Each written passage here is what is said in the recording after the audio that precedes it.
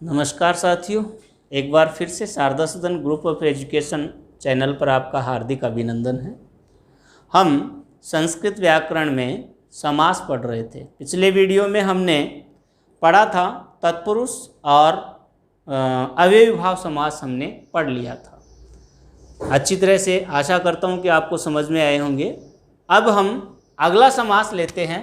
वो तीसरा समास क्या है? द्वंद्व समास। द्वंद्व समास है। कौन सा समास है? द्वंद्व समास। द्वंद्व समास कहाँ होता है? जब आपको वर्गीकरण किया था, भेद किया था, उस समय बताया था मैंने कि इसमें कौन से नियम लगते हैं, कौन सा सूत्र लगता है। वो सूत्र भी आपको मैंने बताया था। तो इसमें सूत्र बताया था आपको, उभय पद प्रधानो। उभय पद प्रधानो द्वंद्व है। याद होगा शायद आपको, ये सूत्र आपको मैंने बताया था। उभय पद प्रधानो द्वंद्व है। उभय का मतलब होता है दोनों। उभय का क्या होता है? दोनों। दोनों पद जिसमें प्रधान होते हैं, दोनों पद जिसमें प्रधान होते हैं, वह समास कौन सा समास कहलाता है? द्वंद्व समास कहलाता है। सामान्य रूप में आप देखो, इससे भी समझ सकते हैं, जैसा ये है वैसा ही ये है कि नहीं? द्वय और द्वय, बीच में क्या आ रहा है? डैश आ रहा है। यानी ये पूर्व पद, ये उत्तर पद, यानी दोनों समान हैं। इस आधार पर भी हम खोज सकते हैं कि यहां पर कौन सा है?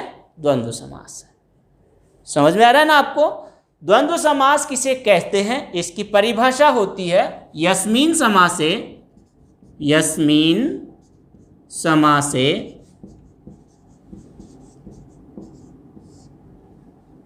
उभय पदम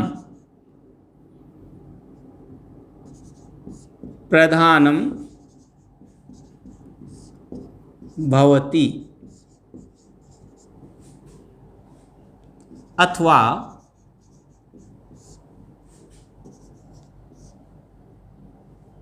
द्वौ पदौ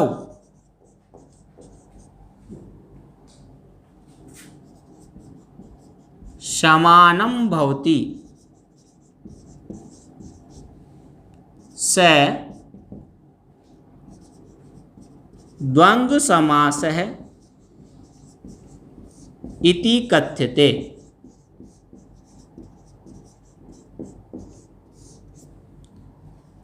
जिस समास में उभय पद प्रधान होता है, उभय पद मतलब दोनों, अथवा दोनों पद समान होते हैं,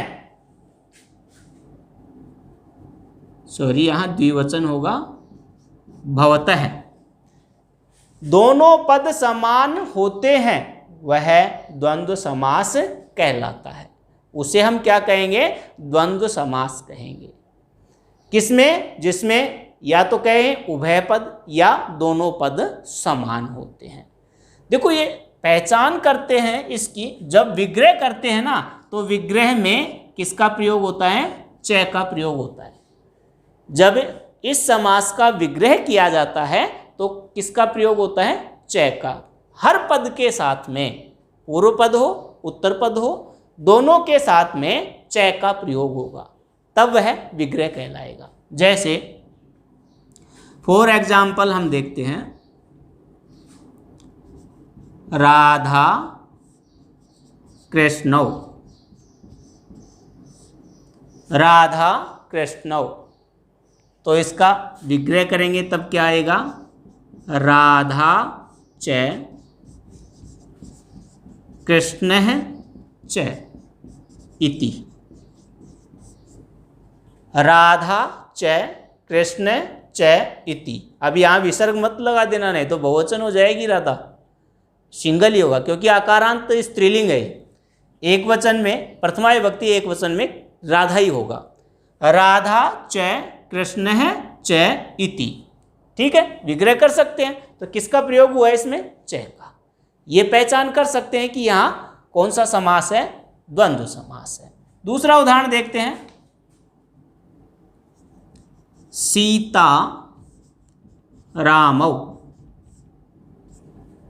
सीता रामौ। तो यहाँ पर देखिए विग्रह करेंगे तब क्या होगा, सीता च रामः च इति। सीता च रामः च इति, हर पद के साथ में च का प्रयोग होगा। ठीक है। इसी प्रकार से हरिहरौ, हरिहरौ, इसका विग्रह बताइए क्या होगा, हरि च हरः च इति। ठीक है। इसी प्रकार दूसरा लेते हैं, जैसे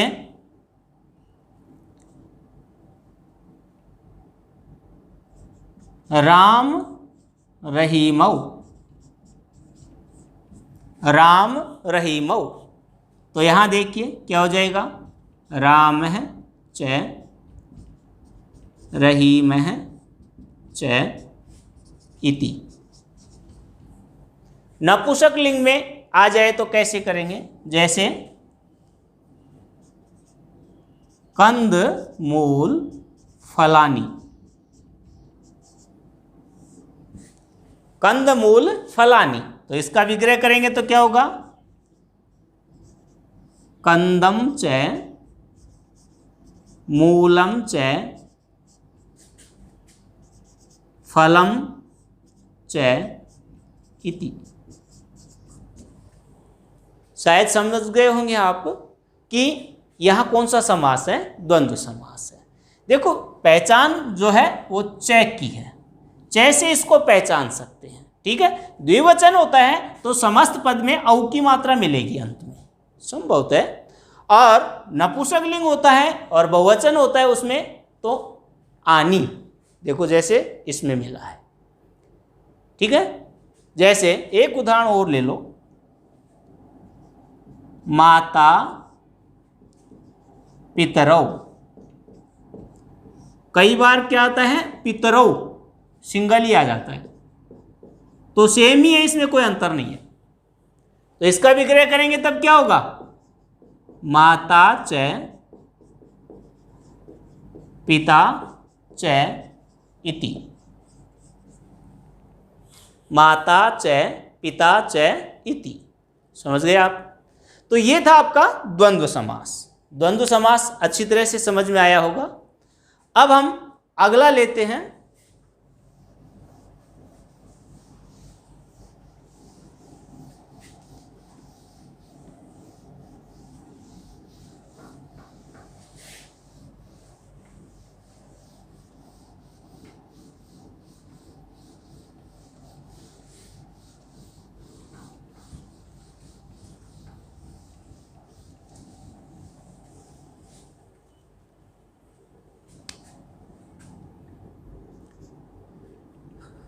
तीसरा हो गया, चौथा लेते हैं बहुव्रीहि समास।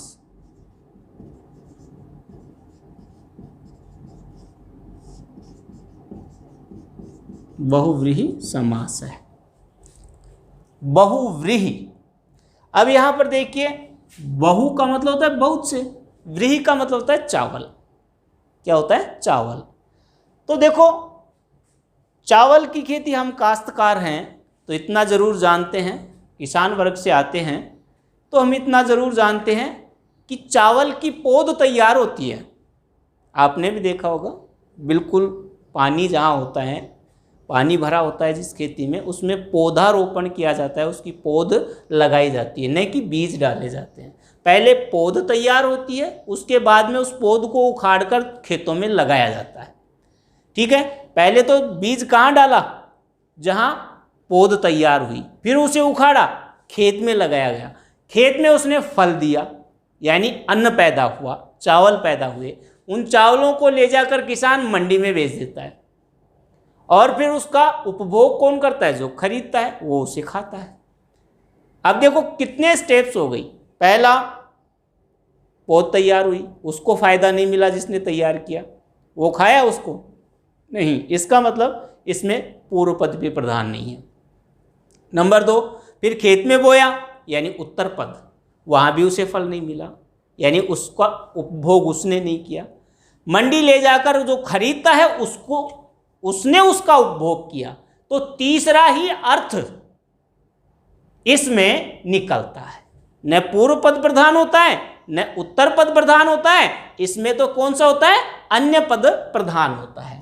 तो आपको नियम भी बताया था, सूत्र बताया था मैंने, अन्य पद प्रधानों, अन्य पद प्रधानों बहुव्रीहि।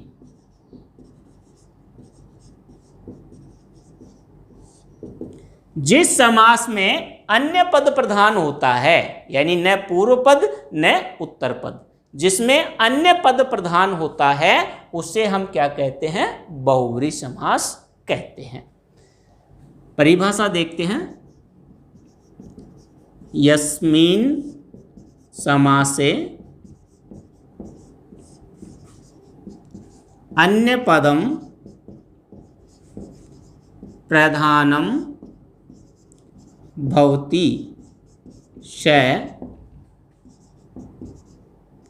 बहुव्रीहि समासः इति कथ्यते।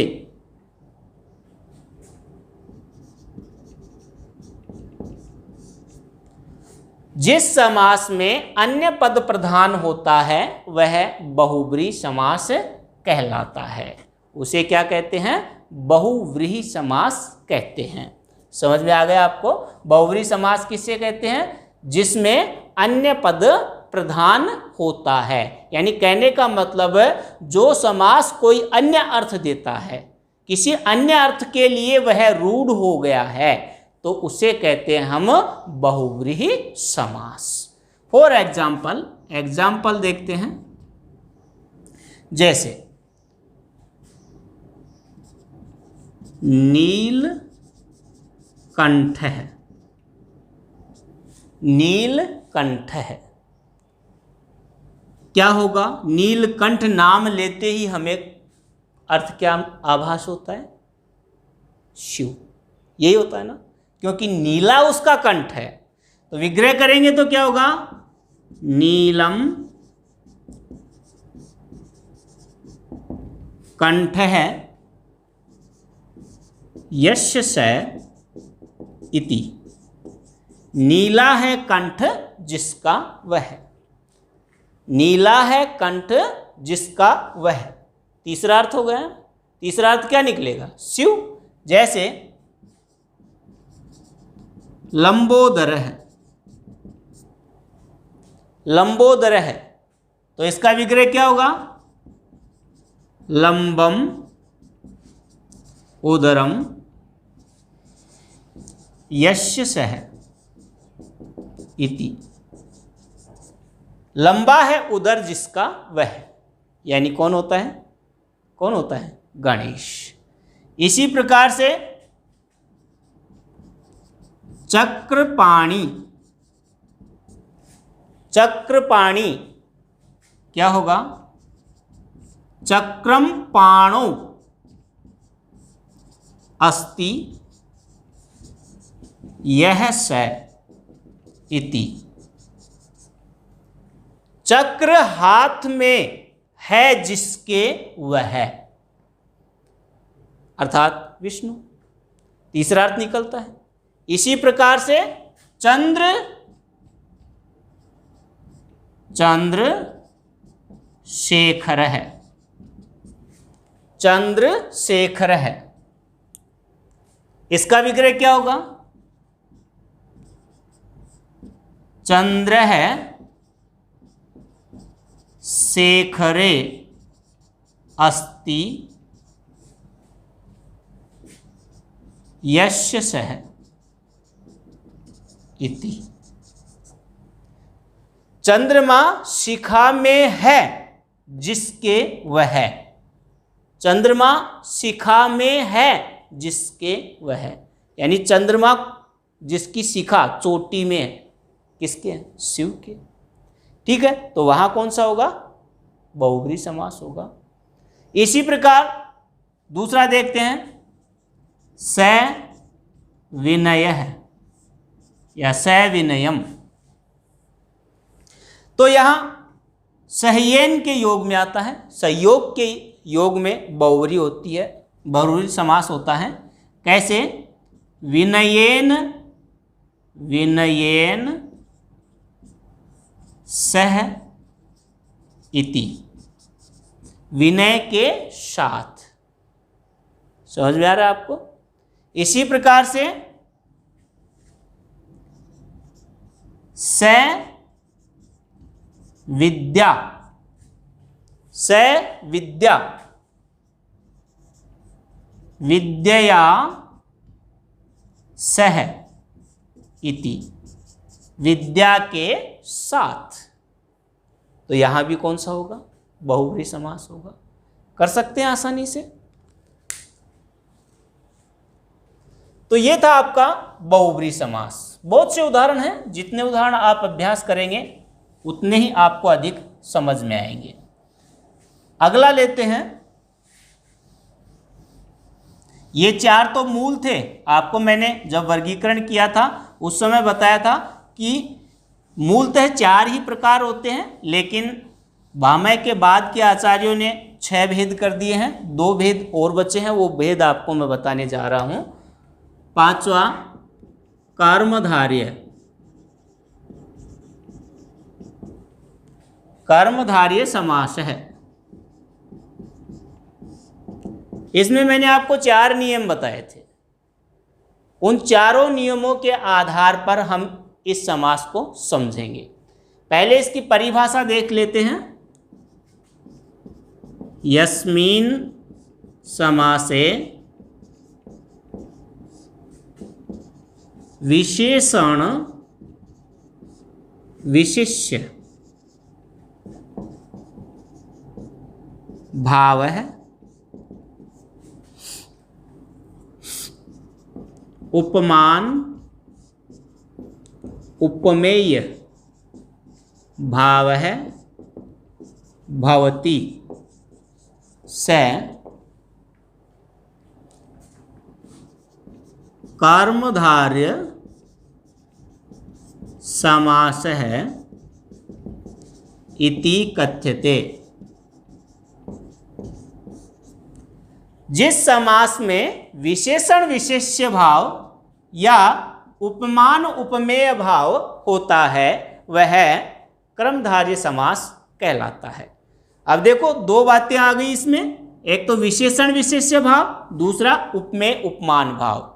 तो इसके लिए हमारे 4 नियम आए थे। उन चारों नियमों के अनुसार हम इसका विग्रह करेंगे। सबसे पहला नियम बताया था आपको, विशेषण पूर्व कर्मधारय, विशेषण पूर्व कर्मधारय,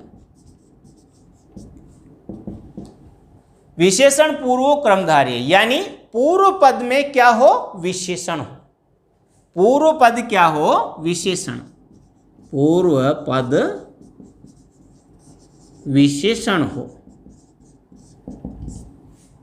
पूर्व पद क्या हो? विशेषण हो, तो वहां ये कर्मधारय समास होता है। ऐसी स्थिति में जब पूर्व पद विशेषण होगा तो विग्रह में क्या करेंगे?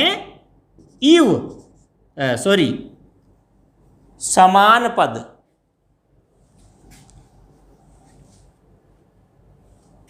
विग्रहे समान पदम भवति। यानी कि कहने का मेरा अभिप्राय है, जब विग्रह करते हैं तो दोनों पदों में समान विभक्ति का प्रयोग होता है। किसका प्रयोग होता है? समान विभक्ति का प्रयोग होता है। फॉर एग्जाम्पल देखते हैं इसका। जैसे का पुरुष है,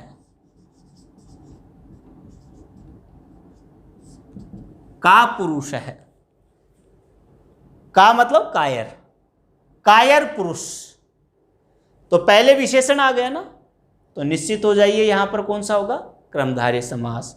तो दोनों में अब उत्तर पद में देखिए कौन सी विभक्ति आ रही है, वैसे वही विभक्ति प्रथमा में प्रयोग पूर्व पद में कर दो तो क्या हो जाएगा? कायर है, पुरुष है, इति। अगला रक्त वर्ण है, रक्त वर्ण है यानी रंग कैसा है, रक्त, लाल। तो पूर्व पद जो है उसमें वही विभक्ति आएगी जो उत्तर पद में है, तो ये क्या हो जाएगा, रक्त है वर्ण है इति। ठीक है।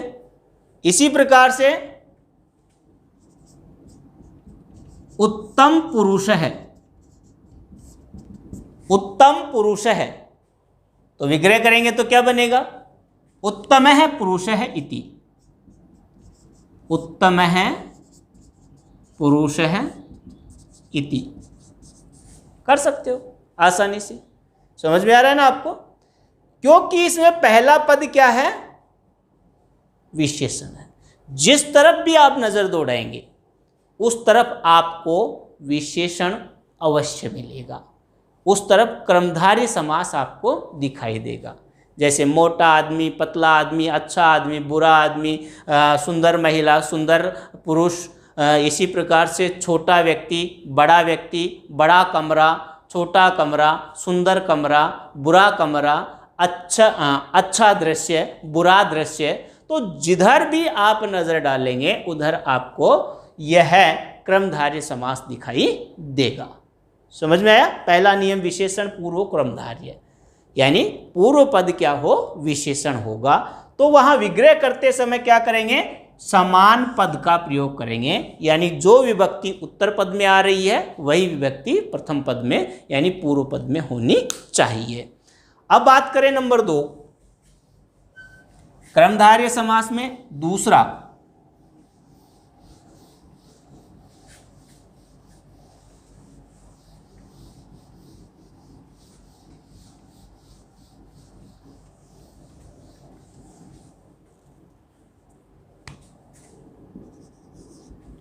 दूसरा कौन सा है, उपमा पूर्व कर्मधारय, यानी पूर्व पद में क्या हो, उपमान हो। पूर्व पदे उपमान है भवति, पूर्व पद में उपमान होता है, वहां ये नियम दूसरा नियम लगता है। तो विग्रह में आप क्या करेंगे, उस समय विग्रहे आप इव शब्द से प्रयोग है भवति, इव शब्द का प्रयोग होता है, इव शब्द का प्रयोग कर सकते हैं।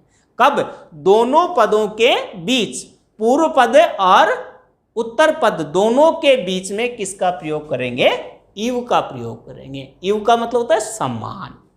जैसे फॉर एग्जाम्पल ध्यान दीजिए, चंद्रमुखम,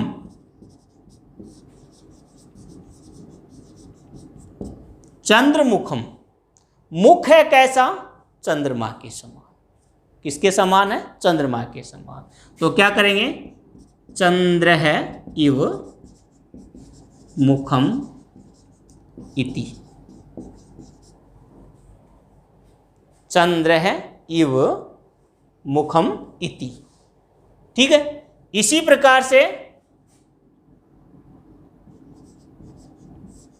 कमल नयनम,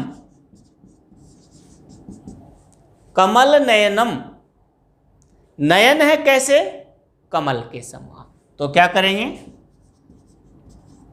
कमलम इव नयनम इति, मध्य में प्रयोग किया है ना अपन ने। ठीक है। इसी प्रकार से मृग नयनम, अब इसमें क्या है, मृग के समान, मृग के नयनों के समान, मृगस्य नयनम इव नयनम इति, मृग के नयनों के समान सुंदर नयन। ठीक है। तो समझ में आया होगा। इसमें ये पहले क्या आ रहा है, उपमान आ रहा है। उपमान आने के कारण से यहां पर पूर्व में उपमान होने के कारण से ये कर्मधारय समास हुआ है। समझ गए होंगे। अब इसी में तीसरा नियम, कर्मधारय समास में ही तीसरा नियम देखते हैं।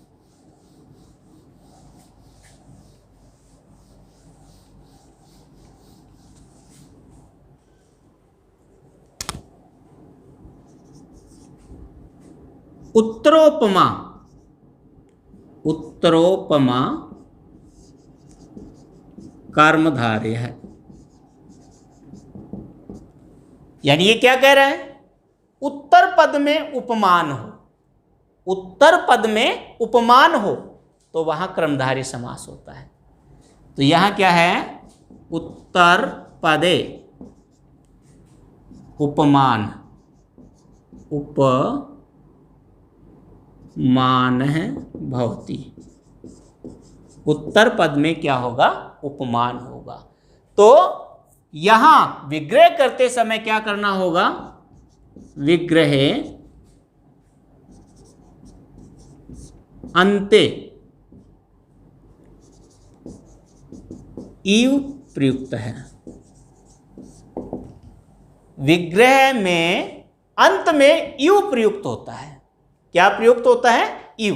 यानी पहले तो हमने जो 2 नंबर में देखा था, दोनों के बीच में, पूर्व पद और उत्तर पद दोनों के बीच में इसका प्रयोग किया था, लेकिन इसमें क्या करेंगे, दोनों के बाद इसका प्रयोग करेंगे। जैसे चरण कमलम, चरण कमलम, यानी कमल उत्तर पद में आ रहा है ना, तो ऐसी स्थिति में क्या करेंगे, चरण है, कमल है, इव इति, चरण है, कमल है, इव इति। क्यों, दोनों पद आ गए पहले और बाद में आ गया इव। इसी प्रकार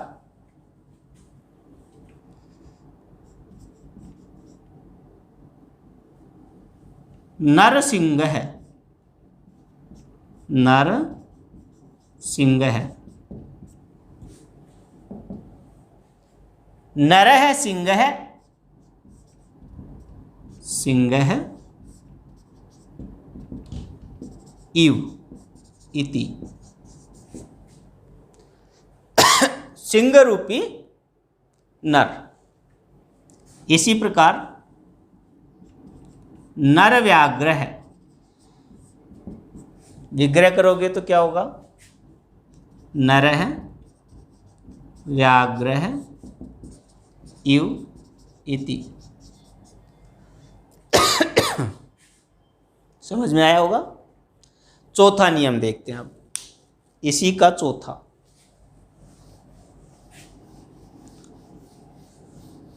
उपमोपमा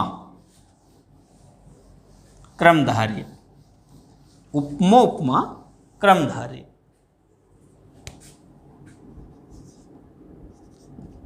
उपमोपमा कर्मधार्य। अब देखो, दोनों पदों में ही उपमान हो, क्या हो, दोनों पदों में ही उपमान हो, यानी उत्तर पद, पूर्व पद, पूर्व पदौ उपमान भवति। उत्तर पद और पूर्व पद दोनों में उपमान होगा, तो क्या करेंगे, विग्रहे एव प्रयुक्त है, विग्रह में एव का प्रयोग कर देना है। दोनों पदों के बीच, उत्तर पद और पूर्व पद दोनों के बीच एव का प्रयोग कर देंगे। फॉर एग्जाम्पल, जैसे विद्याधनम, विद्याधनम, विद्या एव, विद्या एव धनम, इति। दोनों के बीच यानी विद्या और दूसरा धन, दोनों के बीच हमने एव का प्रयोग कर दिया, ये विग्रह हो गया। जैसे गुरुदेव है, क्या करेंगे? गुरु एव देवः इति, गुरु एव देवः इति कर सकते हैं आराम से। तो ये था आपका क्रमधारय समास। 4 नियम थे। अब अंतिम समास और देख लेते हैं, वो है द्विगु समास।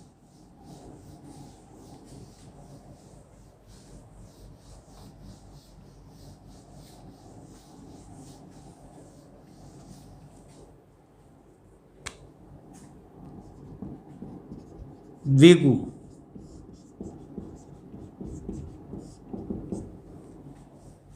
देखो, इसमें देखिए पहले जो पद आया है उसमें संख्या है कि नहीं?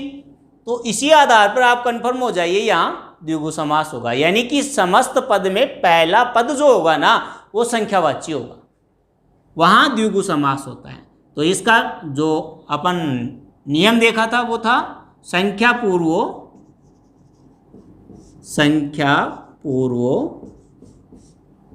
द्विगु, यानी पूर्व पद क्या हो? संख्यावाची हो, वहां द्विगु समास होता है। यस्मिन् समासे पूर्व पदम संख्या बोधकः भवति स द्विगु समासः इति कथ्यते।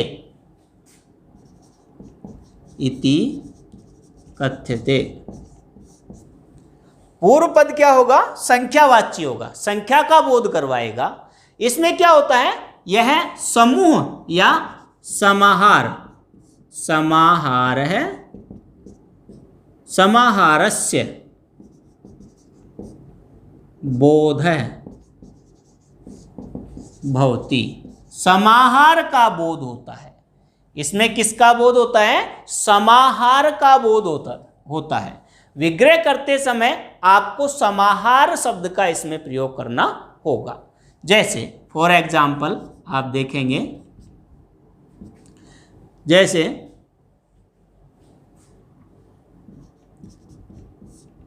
पंचमुखम,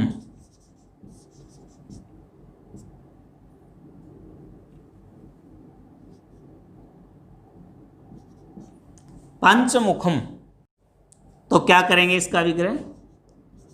पंचानाम मुखानाम समाहारः इति। ठीक है, इसी प्रकार से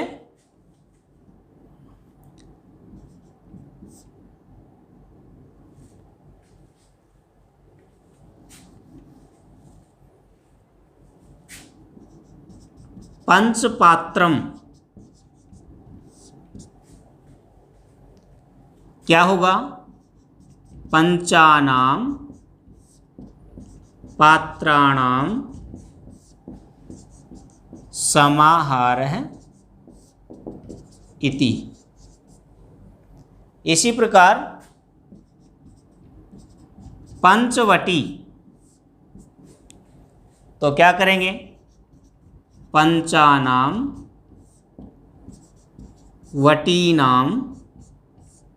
वटानाम समाहारः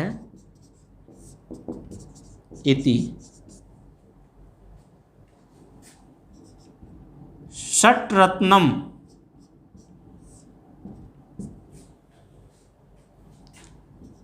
षडानाम रत्नानां समाहारः इति। अष्टाध्यायी,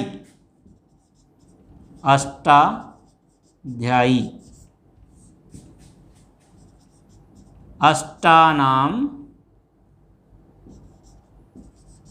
अध्यायानां समाहारः इति। समझ गए होंगे आप। उदाहरण और भी बहुत हैं, लेकिन फॉर एग्जाम्पल आपको 2-4 उदाहरण मैंने आपको बताए हैं। यहाँ पंच 5, पंच 5, पंच षट 6, अष्ट 8, इसी प्रकार से शतकम 100 हो जाएगा। ठीक है, तो संख्या पहले पद में संख्या आएगी, तो वहां निसंकोच होकर कौन सा समास कर सकते हैं आप? द्विगु समास कर सकते हैं। ये किसका बोध करवाएगा? समाहार का बोध करवाएगा। किसका बोध करवाएगा? समाहार का बोध करवाएगा, इसलिए इसे द्विगु समास कहते हैं। आज के लिए बस इतना ही। धन्यवाद। फिर मिलेंगे अगले वीडियो के साथ में। तब तक के लिए शुभ दिन।